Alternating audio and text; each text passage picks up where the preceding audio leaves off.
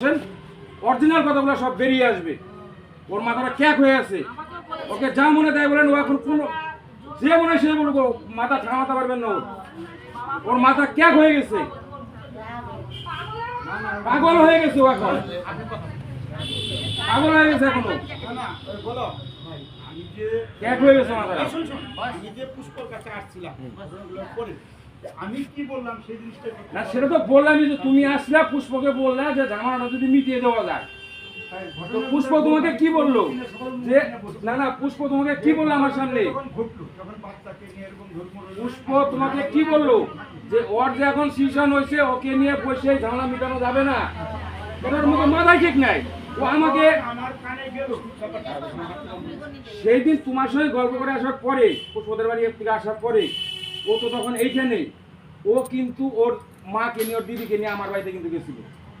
আমাকে যাবো সেদিন বলতেছে, দাদা তুমি যে করে হোক, হ্যাঁ, এর কথা কিন্তু মানে স্বামীর কথা আর কি, এর কথা কিন্তু 100 ও কিন্তু বাজু কোনো কথা বলেনি। যে বলছে স্বামী আমার কোনো রকম কোনো অসুবিধা নাই, স্বামী আমাকে কোনোদিন একটা চড়ও দেয়নি, এই কথাটা কিন্তু ও শিলাও কিন্তু আমাকে বলছে। কিন্তু ওর শ্বশুর শাশুড়ি ওর উপর অত্যাচার করে, সেটা কিন্তু আমার কাছে বলছে। এটা কিন্তু আমার কাছে বলছে। আমি যেটা তোদের কাছে বলছিলাম, আর দাঁড়া রে দাঁড়া, শ্বশুর শাশুড়ি আমি কিন্তু ফার্স্টের থেকে লাস্ট জানি না। যেদিন তাই তো ঘটনা তো এইটাই হয়েছে। যখন শুনলাম যে আমাদের শেষ হয়েছে, হ্যাঁ বলো বলো। আমারও পাড়ায় এক পাড়ায়, আর পাশেই কিন্তু আমারও বাড়ি। যেহেতু তুমি মেসুর বাড়ি আসতে পারো, ওখানেও মেসুর বাড়ি আছে, যদিও আমার সাথে সম্পর্ক নেয়, চিনেন আমার, জিজ্ঞেস করলেও তো যাইতে পারতো, সেটা বলো কেমন বললো। এবার বলো, এটাও বললাম ভাই দেখ সংসারটা কিভাবে জোড়া লাগে দেখ 7 দিন বিগত পরেই নাকি আমার প্রচন্ড অসুখ, বাচ্চাটা প্রচন্ড অসুখ। কাল দেখি পাঠাইলাম হসপিটালে, এখানে ফোন করলাম আমি নিজে, ওরা কিন্তু কেউ করে না, আমি নাম্বার নিয়ে ফোন করলাম। ওর মার সাথে কথা বললাম যে দিদি আমাদের মায়ের প্রয়োজন, যদি মনে করেন নাতিকে আমি ভূমিকা দিকে দিয়ে আসবো তাহলে দিয়ে আসবো, আর যদি মনে করেন যে না আসবে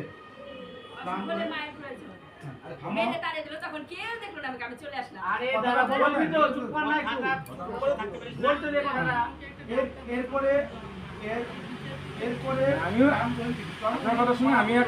আমি মেয়ে কিনেই পারি না, তারপর যদি না কিনে যায় আমি কেমনে সামাল করি।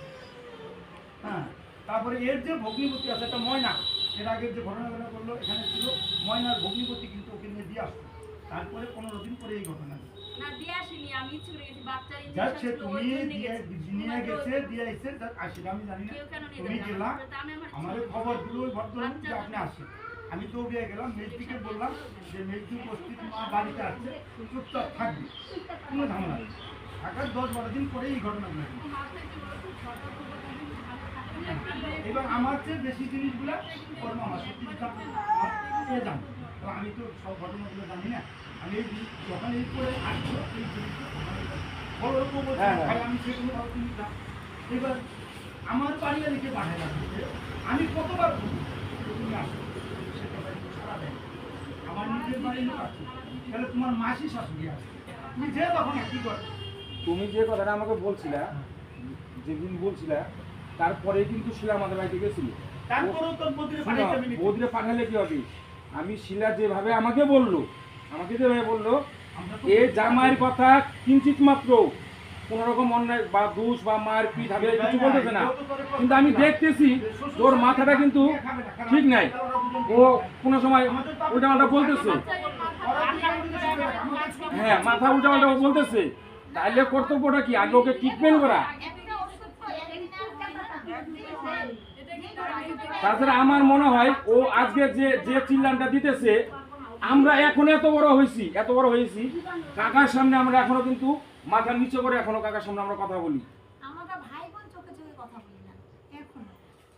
আর আজকে আমার বোন কাকার সামনে উঁচু করে কথা বলে, এটা কিন্তু আমাদের খারাপ লাগতেছে, কিন্তু ওর মাথা ঠিক নাই। তো এখন আপনি ভালো কথা জিজ্ঞাসা করেন, ও উল্টা কথা বলে দিবে। এটা কেন এখনই যে দিদিকে বললো ক্যামেরা কেন হচ্ছে, ক্যামেরা হবে না, ক্যামেরা করলে কি হবে, কিচ্ছু হবে না। কিন্তু তাহলে ওর মাথা ঠিক নেই।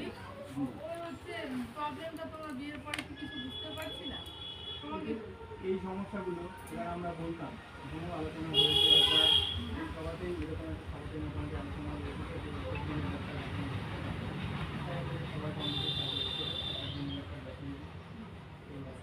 মামলার কানেকশন থেকে কিছু অভিযোগ করতে হবে, এরকম কোনো কিছু নেই।